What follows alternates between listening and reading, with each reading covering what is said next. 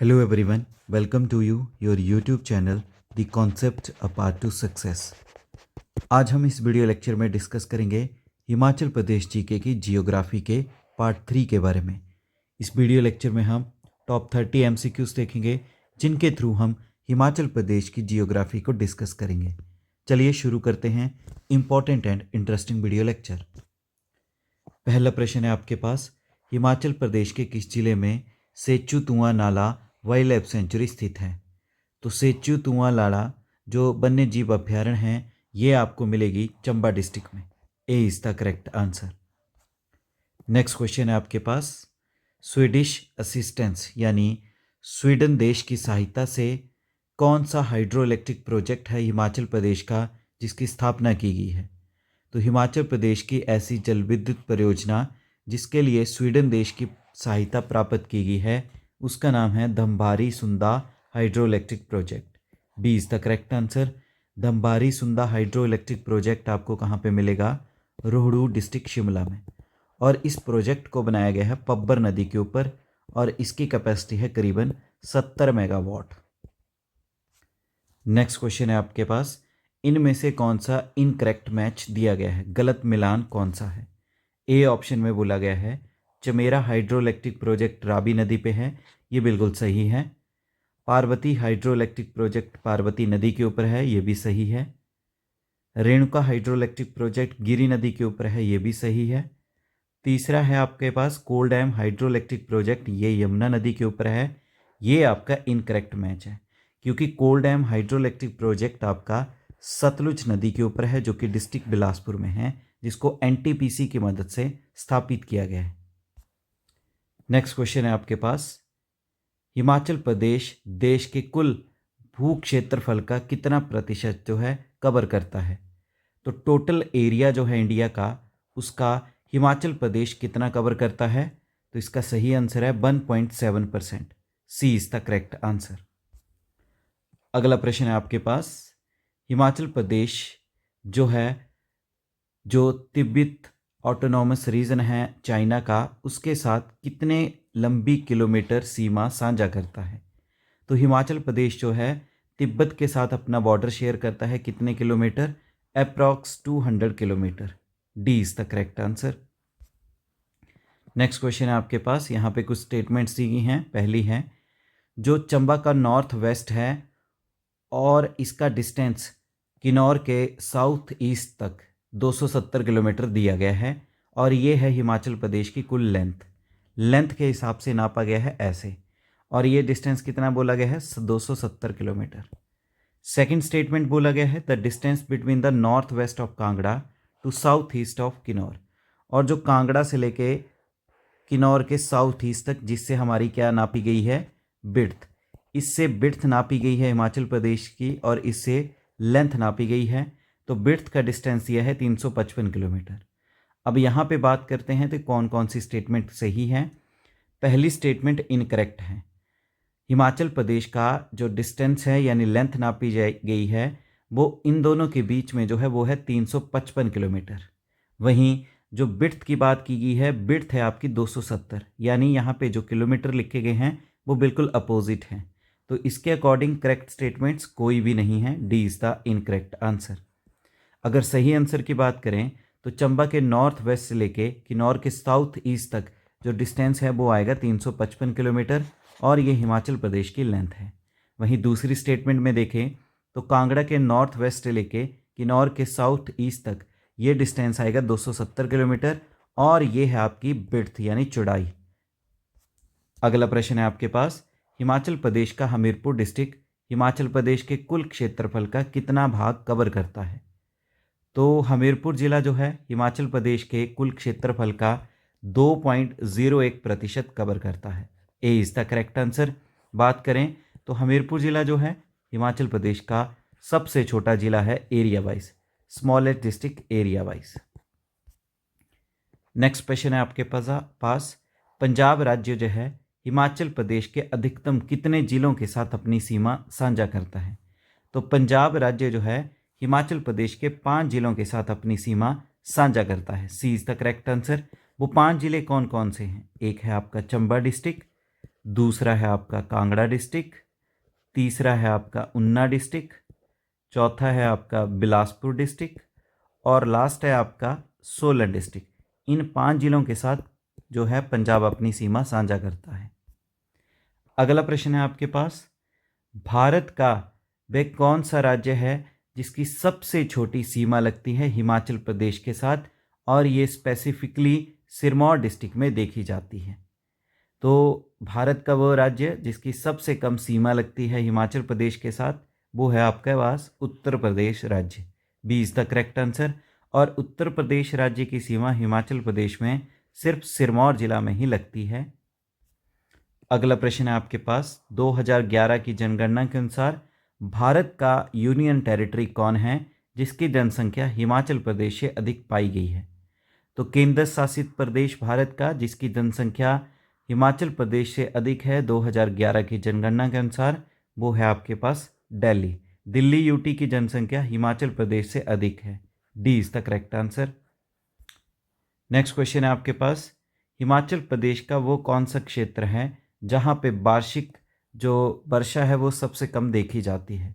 तो minimum rainfall annually Himachal Pradesh के किस क्षेत्र में होता है, ये देखा जाता है स्पीति रीजन में। A is the correct answer. Spiti मिलेगा आपको लाहौल स्पीति डिस्ट्रिक्ट में। बात करें तो इसको ड्राइएस्ट प्लेस ऑफ हिमाचल भी कहा जाता है, यानी हिमाचल प्रदेश का शुष्क स्थान, driest place of Himachal. Next प्रश्न है आपके पास, प्राचीन काल में इन एंशियंट टाइम इनमें से कौन सी पर्वत श्रृंखला है जिसे मौलक पर्वत के नाम से जाना जाता था।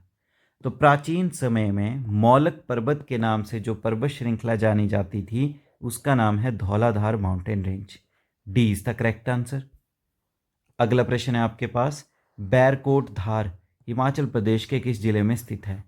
तो बैरकोट धार आपको मिलेगी हिमाचल प्रदेश के मंडी डिस्ट्रिक्ट में। B is the correct answer.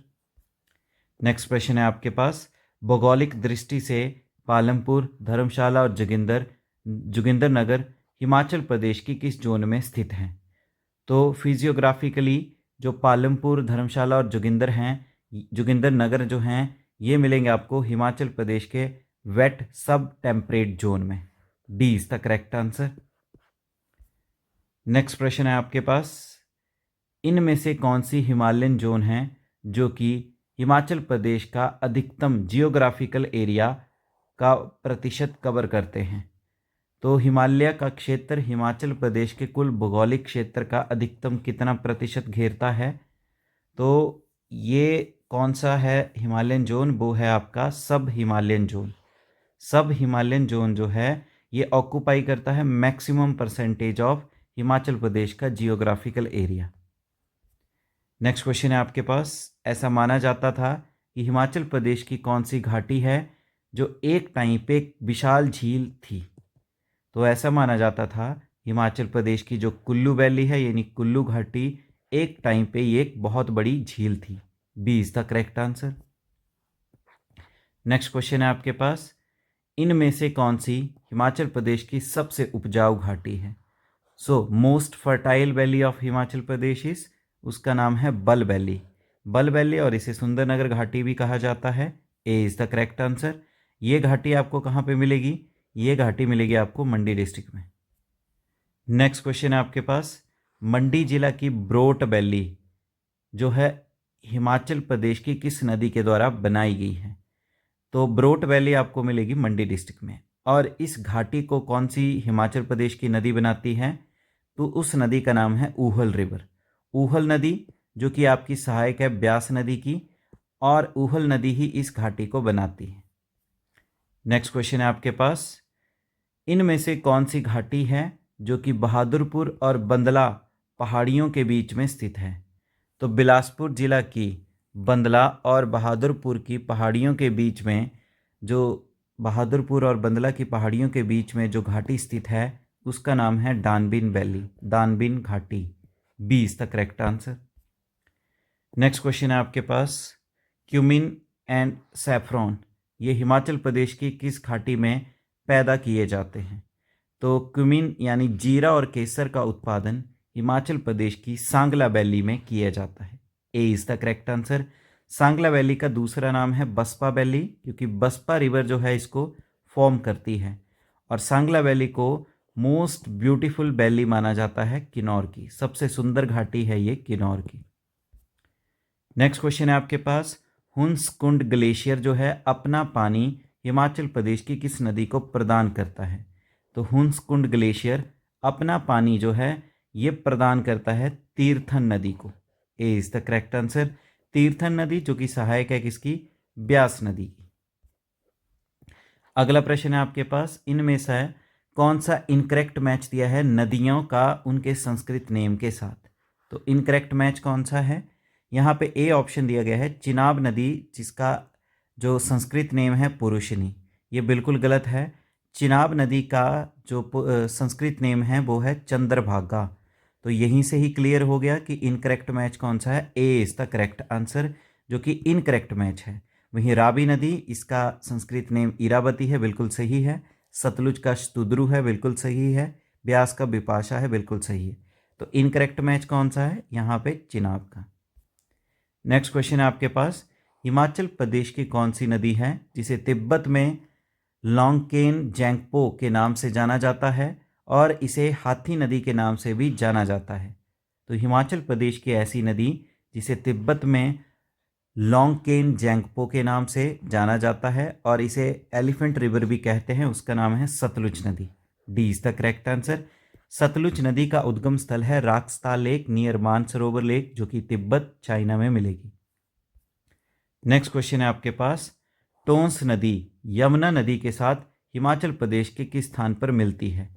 तो टोंस नदी की बात करें, ये आपकी सहायक यानी ट्रिब्यूटरी नदी है किसकी? यमुना नदी की। और ये आपके किस स्थान पर मर्ज करती है? उसका नाम है कलसी। सी इज द करेक्ट आंसर। कलसी में टोंस नदी यमुना के साथ जो है मर्ज कर जाती है। वहीं टोंस नदी की बात करें तो टोंस नदी बनी है रूपिन और सुपिन। रूपिन और सुपिन दो नदियां हैं, ये आपकी मिलती है नैतवार में और वहीं पे बनाती है टोंस नदी। नेक्स्ट क्वेश्चन की बात करते हैं, सतलुज नदी जो है इनमें से किस पर्वत श्रृंखला को शिपकी में काटती है?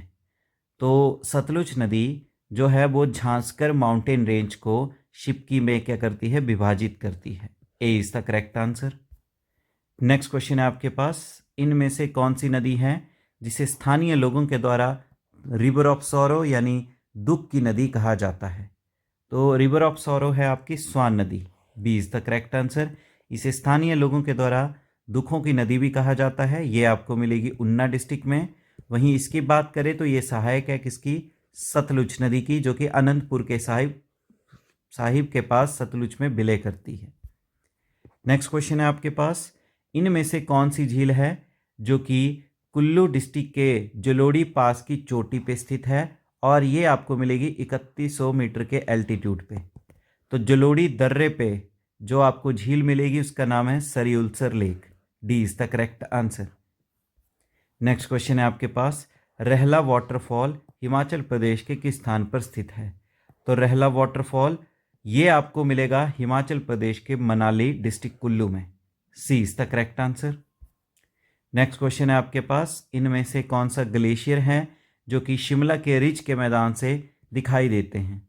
तो ऐसे ग्लेशियर जो कि शिमला के रिज के मैदान से दिखाई देते हैं वो हैं सोनापानी ग्लेशियर और Gephang glacier. So D is the correct answer, both A and B. Next question है आपके पास, इनमें से कौन सी हिमाचल प्रदेश की आर्टिफिशियल लेक नहीं है, यानी मानव निर्मित झील इनमें से कौन सी नहीं है? तो वो है Renuka lake. C is the correct answer. Renuka lake जो है हिमाचल प्रदेश की सबसे बड़ी प्राकृतिक झील है, largest natural lake of Himachal Pradesh. Pong lake ये आपकी बनाई गई है ब्यास नदी के ऊपर, जो कि डिस्ट्रिक्ट कांगड़ा में मिलेगी। पंडो लेक ये भी ब्यास नदी के ऊपर, जो कि डिस्ट्रिक्ट मंडी में है। चमेरा लेक जो कि आपकी रावी नदी के ऊपर है, डिस्ट्रिक्ट चंबा में। तो इस तरह से पार्ट 3 में हमने हिमाचल प्रदेश की जियोग्राफी के टॉप 30 MCQs देखे। उम्मीद है वीडियो लेक्चर आपको अच्छे समझ आया है। वीडियो लेक्चर को लाइक करें, अपने वैल्यूएबल कमेंट करें, ज़्यादा से ज़्यादा इस वीडियो लेक्चर को शेयर करें और आपके अपने YouTube channel the concept a path to success को शेयर करें एंड ज़्यादा से ज़्यादा सब्सक्राइब करें। Thank you. जय हिंद, जय भारत, जय हिमाचल।